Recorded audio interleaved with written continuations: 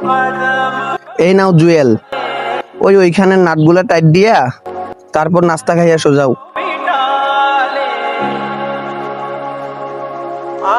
এ মইনুদ্দিন ভাই, কই তুমি? হ্যাঁ, কি হয়েছে ভাই বলেন। তুই মুসলিম আর হিন্দু লোক কেন রাখছিস ফ্যাক্টরিতে?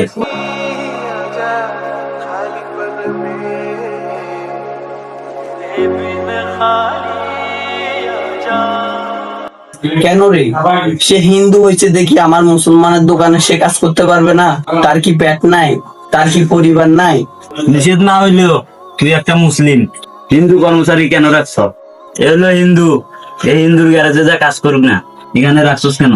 এ হলো বিধর্মী, এর মনে আল্লাহ খোদার কোনো ভয় নাই, এর দোকান থেকে বাইর করে দেন। একটা মুসলমান ছেলে আন, দোকানটা ভালো চলবো।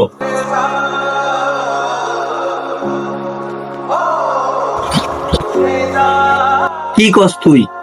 বিধর্মী হইলো যে সুর হইব, খারাপ হইব এমনটা তো না।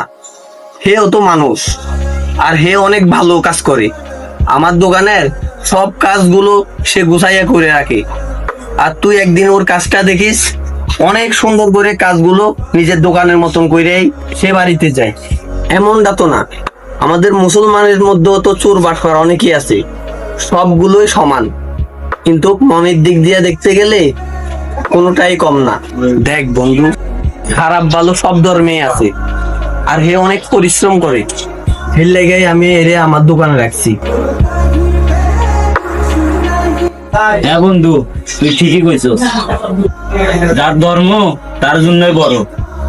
ঠিক আছে বন্ধু, কোনো ধর্মই ছোট না।